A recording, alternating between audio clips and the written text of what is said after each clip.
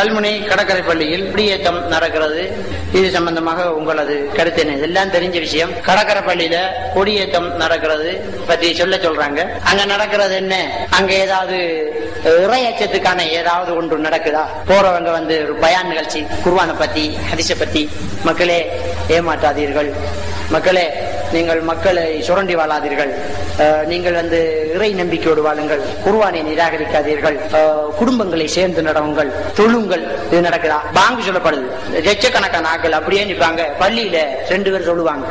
என்ன 2 பேருண்டா? ஒன்று லெப்ப, அடுத்தது மோதி. ஏன் போறேன்னு சொன்னா அதுல ஒரு முக்கியமான ஒரு விஷயமேக்கு கலர் கலரா கடை திறந்திருக்கிறது அரைவாசி. கலர் கலரா நம்மளோட பொம்பளை பிள்ளைகள் போறது அரைவாசி. பொம்பளை பிள்ளையில நிற்பாட்டினா ஆம்பளை பிள்ளையில அந்த பக்கமும் போக மாட்டாங்க.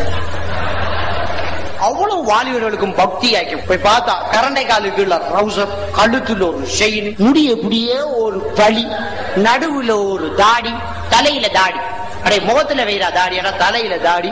இவருக்கு வந்து உருட்டி விட்டு இவர் பக்தி அவுரியாக பக்தி அப்படியே போவார். கடற்கரை பள்ளியில 6 நிக்கா, இவனும் பாவா வந்து நிக்கா. அங்க என்ன நடக்குதாப்பா? கந்தூரி நடக்கும். மணவராக்கு கீழே ஒரு இண்டியல், அதுல காட்சி போடப்படும். அந்த காட்சி லட்சக்கணக்காக குமியும். கடைக்கு கடை உரைசல்களும் வியாபாரமும் நடக்கும். கடைக்கு கடை உரைசல்களும் வியாபாரமும் நடக்கும். வேற ஒன்று நடக்குதுல அங்க ஒரு ஒழுங்கான ஒரு பயான் நிகழ்ச்சி, இறை பக்தி, ஒரு திக்ர், ஒரு குர்ஆன் திலாவத், தஜ்வீத் முறைப்படி ஒரு கற்றுக் கொடுத்தல், ஏதாவது ஒன்று ஒரு பயிற்சி.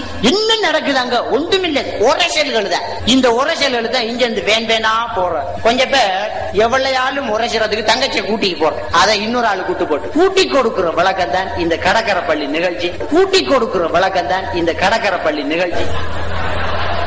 இதுக்கு இனிமேலும் யாருமே போக மாட்டாங்கன்னு நான் நினைக்கிறேன். எங்க என்ன நடக்கண்டா பாவா வருவார், ஊசி ஒன்று எடுத்து அப்படியே நெத்தியில அடிச்சோட அப்படியே அண்ணாந்துக்கு நிற்பார். நான் சொல்றேன், ஊசி நெத்தியில அடிச்சா ஏறிட்டு தானே, ஏன் அண்ணாந்துக்கு நிக்கா? இப்படி நில்ல, இப்படி இருக்கட்டும் ஊசி, இப்படி நில்லு.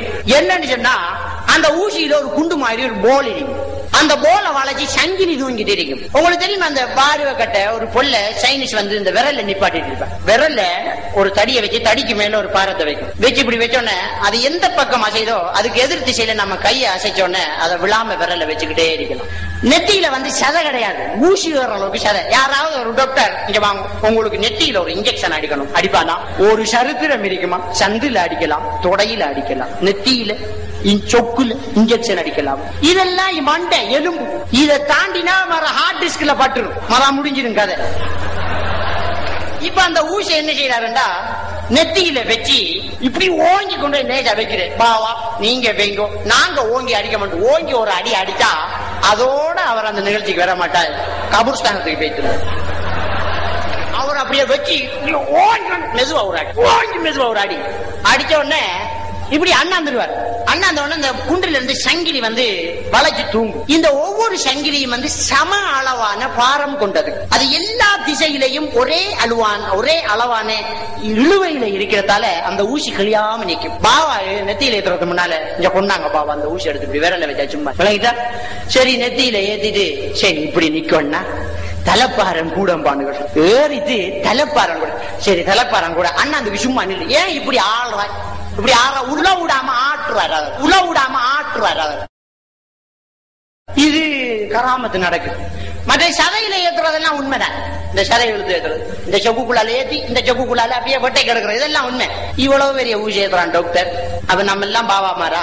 இவ்வளவுக்கு ஒரு முள்ளு தச்சிட்டு கால, இவ்வளவுக்கு ஒரு முள்ளு காலை விட்டு வீங்கி போயிட்டு டாக்டர்கிட்ட போய் முள்ளு குத்திட்டு டாக்டர் எவ்வளவு இவ்வளவு இன்ஜெக்ஷன் போடணும் பாங்கண்டு இவ்வளவுக்கு ஒரு ஊசி. அடே மரத்தால உளுந்தவன மாடி மிதிச்ச மாதிரி இவ்வளவுக்கு வந்ததுக்கு இவ்வளவா? இவ்வளவுக்கு ஏறினது பழுத்து போயிருக்கு, இவ்வளவுக்கு ஏறினது தடமும் தெரியலண்டா. இவ்வளவுக்கு ஏறினது வந்து ஊத்தையோட இருக்கு. அதுல நோய் பாக்டீரியாக்கள் வந்து ஒட்டிக்கிட்டு இருக்கு, அது வந்து நமக்கு ஒத்து போகல. இவ்வளவுக்கு ஏத்தின ஊசி வந்து சுத்திகரிக்கப்பட்டிருக்கு, அதை எவ்வளவுக்கு ஏத்தினாலும் ஒன்றுமே ஆகுறது இல்லை, அது காயமா இருக்கிறது இல்லை. பாவா மாதிரி ஏற்றுற ஊசிய வந்து வேண்டி எடுத்துட்டு இந்த கம்பியை ஏத்தி காட்டுங்க பாவாண்டா அடுத்த அண்டைக்கு அவர் பெண்டேஜ் காட்டிக்கிட்டாங்க. அவ்வளவு கரல் அதுல இருக்கு. பாவா மாறி இருக்கிற ஊசிய சுத்திகரிப்பாங்க. போய் பாருங்க, சீலையால துறைச்சி ஓடிக்குளம் போட்டு துறைச்சி நெருப்புல அப்படியே பிடிச்சி எல்லாத்தையும் சுத்திகரிச்சு போட்டு இன்னொரு நோய் பாக்டீரியாவை எடுத்து ஒட்டுவேன். அந்த பெரிய பாவா வாய்க்க வச்சு ஒரு குடி, பெரிய பாவாக்கு ஏச்சு நான் பாத்துக்கிட்டா மத்த பாவா எல்லாம் தப்பிடுவாங்க. நடந்துச்சு, முழு பேருக்கும் ஏச்சு தான் வருவாங்க. அப்படியே ஓட்டி தொட்டு அங்க தொட்டு ஊசியில் ஒரு தடவை. இப்ப சுத்திகரிக்கப்பட்ட ஊசை இந்த செவ்வுக்குள்ளாலே செவ்வுக்குள்ளால எடுக்கிற நோகும் ஒன்றுமாகாது. அதே பௌத்துக்குள்ளால நெஞ்சுக்குள்ளால ஏத்தலாமா? ஈரக்கொலையில அடிச்சு ஏதாவது ஒரு பாவா இந்த முதுகுல ஏத்து இதுக்குள்ளால விரட்ட ஒரு பாவாவை காட்டலாமா? இதுக்குள்ளால ஏத்தலாம், இந்த சொக்குக்குள்ளால ஏத்தலாம், இந்த கண் பூர்வத்தை இழுத்து கண் பூர்வத்துக்குள்ள கண்மாணிக்கத்துக்குள்ளால ஏத்தினா இப்படித்தான் போகணும். அப்ப நம்மள பொம்பளை பிள்ளைகள் எல்லாம் பெரிய பாவா, ஏன்னா காதுல ஏத்தின ஊசி இன்னும் கலட்டல் பெரிய பாவா. அப்ப இந்த கராமத்தை இது ஒரு கராமத்தா பறவக்காவாடி ஆறான் இந்து முதுகுல கங்குஷ போட்டு இத கொளுக்கிய போட்டு ஆளை தூக்கிட்டு போறான். பார்த்தா நடுக்கம், உள்நடுக்கம் எடுக்கும். பறவை காவாடிய பார்த்த உடனே பாவாக்கு மேல அவ்வளவு சரியான சாராய பொறி. அது என்னன்னா அதுவும் சாதாரணமான நம்முடைய தோல் கனமானது. எந்த அளவுக்கு கனமானதுண்டா முயல்ல தோலை பிடிச்சி முயலை தூக்குற அளவுக்கு அது கனமானது. பூனோட தோலை பிடிச்சி பூனையை தூக்குற அளவுக்கு அது கனமானது. மாட்டு தோலை பிடிச்சி மாட்டை தூக்குற அளவுக்கு மாட்டு தோல் கனமானது. அந்த பாரத்தை துவாங்குற அளவுக்கு தான் அது அதுக்கு தோலை பிடிச்சிக்க நிறைவு. மனுஷன்ற தோல்ல ஒரு கொலிக்கிய கொலி இழுத்தா பியாம மனுஷன் தொங்குவான். தோல் கனமானது, நம்மளோட தோல் கனமானதா. நம்ம நான் கல்லுப்பட்டு உறைஞ்சு வரலாம் பீத்தோல். முதுகுல இந்த சதையை பிடிச்சு இழுத்து ஒரு ஆளை தூக்கலாம். நம்மளோட பாரத்துக்கிட்ட மாதிரி நம்மளோட தோல், சின்ன பிள்ளோட பாரத்துக்கிட்ட மாதிரி சின்ன பிள்ளோட தோல். ஆள் பெருக்க பெருக்க பாருங்க தோலை பார்க்க அமைக்கும் கன மாதிரி. அப்ப இந்த தோலை வந்து ஊசை ஏத்துறது எப்படி ஏத்துறோம்னு சொன்னோன்னே வேதனை வராம ஏத்துறதுக்கு ஒரு முறை ஒன்று இருக்கு. அத யாருக்குமே செய்யலாம். எப்படி சொன்னா ஒரு மனதில் ஒரு நம்பிக்கை ஏற்படுத்தினா இந்த இடத்துல உங்களுக்கு இப்ப நாங்க ஏத்த போறோம், உங்களுக்கு நோவாது என்கிறத ஆழமா பதிய விட்டா நோவா. உங்களுக்கு தெரியும் டாக்டர் கோவூர் என்ற ஒருத்தர் இருந்தார். அவர் செத்து போயிட்டார். அவர் மட்டக்களப்பு. அவர் வந்து மூட நம்பிக்கையை எதிர்த்த ஒரு மனுஷன். அல்லாஹ்வை ஈமான் கொள்ளல, ரசூலுல்லாஹ்வை அவர் நம்பல, ஆனா மூட நம்பிக்கையை பயங்கரமா எதிர்த்தார். இவர் இந்த பறவக்காவாடி ஆட்டத்தை குடிச்சுக்கிட்டு ஒரு சின்ன பையனை கூப்பிட்டு முதுகுல போட்டு இப்படி இழுக்க சொல்ற. அது எப்படின்னு சொன்னா அந்த பிள்ளை கிட்ட சொல்றாரு, அது ஒரு ஹிப்னோட்டிசம் என்று கூட சொல்லலாம். அந்த முதுகுல தடவி இப்ப உங்களை எல்லாரும் பாத்துக்கிட்டு இருக்காங்க, நான் இந்த ஊசிய ஏத்துற மாதிரி உங்களோட முதுகுல வச்சு ஒட்ட போறேன். நல்ல ஒரு கம்ம வச்சு நான் ஒட்ட போறேன். நீங்க அந்த கம்ம பிச்சுக்கிட்டு ஓட பாருங்க, நான் மெத்தவங்களை பிடிச்சுக்கிட்டு. உங்களுக்கு நோவாது. பசையை வைக்கும் போது கொஞ்சம் அந்த பசை வர்றது கொஞ்சம் தோலை இறுக்கி பிடிக்கிற மாதிரி இருக்கும். ஒன்றுமே நடக்காது. முதுகுக்கு பின்னால் நடக்கிறது பிள்ளைக்கு தெரியாது. இப்ப இந்த பிள்ளையோட எதிர்பார்ப்பெல்லாம் ஊசியை தோலில் வைத்து ஒட்டுகிறார், அவ்வளவுதான். அந்த எதிர்பார்ப்புக்கு ஏற்ற மாதிரி தான் வேதனை பிறக்கும். இன்ஜெக்ஷன் எடுக்கக்குள்ள நாம யாராவது சிவம் போற கத்துக்கு அப்புறமா டாக்டர்கிட்ட கொடுத்து இவ்வளவுக்கு ஏத்துப்படுது, அவ்வளவுதான், இவ்வளவுக்கு ஏத்துப்படுது, அவ்வளவுதான்.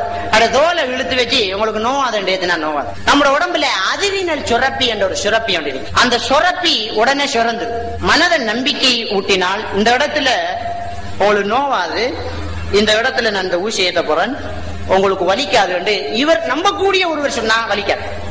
ஒரு பெரிய ஒரு மகான், ஒரு பெரிய ஒரு பக்தி உள்ளவர், ஹிப்னோட்டிசம் செய்யக்கூடியவங்க அதெல்லாம் செஞ்சு காட்டிக்காங்க. எந்த அளவுக்கு சொன்னா ₹1 நாணயத்தை இப்படி கையில வச்சுட்டு இது கடுமையா சூடா இருக்குது, இதை தொட்டு அவங்களோட கை பொக்குளிச்சு போய்த்திரும், இது பயங்கரமான ஒரு சூடு, இத மனிதன் தாங்க முடியாத சூடாக்குறன், என்னுடைய கையில இருந்த ஒரு சக்தி இந்த காசை சூடாக்கிக்கிட்டே இருக்குது, இது சூடாவிட்டு கொதிநிலை அடைஞ்சிட்டு இப்ப உங்களுக்கு இது கடுமையான சூடு தரப்போது அப்படின்னு எடுத்து வைக்காங்க. ஹிப்னோட்டிசத்துல பெரிய வல்லுநர்கள் சொல்றாங்க, அவரை கை பொக்குளிக்குது, சாதாரணமான காசு தான், அவர் கை பொக்குளி, மனதின் நம்பிக்கை கொண்டு அந்த இடத்துல சூடு பிறக்குது, கை பொக்குளிக்குது. இது உண்மையாக நடந்தவைகள். ஆக மனிதனுடைய மனதை நம்ப வச்சு எதுவுமே செய்யலாம். இந்த பக்தர்கள் வந்து வெறியோட போய் நிக்காங்க, அவங்கள அதிரினல் சுரப்பி சுரக்குது. அதிரினல் சுரப்பி என்ன, நம்மள ஒரு நாய் தரத்தும் மதுளுக்கு மேல வாங்கி போடிடுவோம், திரும்ப கூட்டிக்காந்து இதாலையா வாங்க, ஓ இப்ப வாய் என்ன பாய மாட்டேன், அந்த நாயை அவுட்டு விடுங்க வாயுது. இது அதிரினல் சுரப்பி என்று சொல்லுவோம். இந்த அதிரினல் சுரப்பி வந்து உச்சாப்பூ ஏத்தினாலும் பேர் பாலாஜி 4-5 பொம்பளை இருந்தா ஒரு 10 பேருக்கு அடிக்கலாம். அதிரினல் சுரப்பி. மற்றது ஒருத்தர் நம்பிக்கை ஊட்டி உங்களுக்கு ஒன்றுமே ஆகாது, நீங்க தைரியமா திரும்பி நில்லுங்கோ, உங்களோட முதுகுல ஏத்துல சும்மா ஒட்டுறேன் அப்படின்னு சொல்லிட்டு ஏத்துனா நோவாது. இதான் இந்த காவடி ஆடுறது வந்து பாவாக்களை நம்பி காணிக்கைக்கு போய் காணிக்கை கொடுத்து போட்டு ஊசி ஏத்த சொல்றேன், அப்படியே காசையும் கொடுத்து ஊசியையும் ஏத்த சொல்றேன், போய் ஏத்த சொல்றேன். அது நோவா, பாவாடத்துக்கு புனி பாட்டு நோவாத நினைச்சுக்கணும்டா, நோவாது. நோண்டாலும் கத்தையல 7-8 பொம்மர்கள் வளைச்சு நிக்காளு, கத்தையே. ஆக இந்த கூத்துக்கள் தான் இந்த கடற்கரை பள்ளியில நடந்துகிட்டு இருக்கு.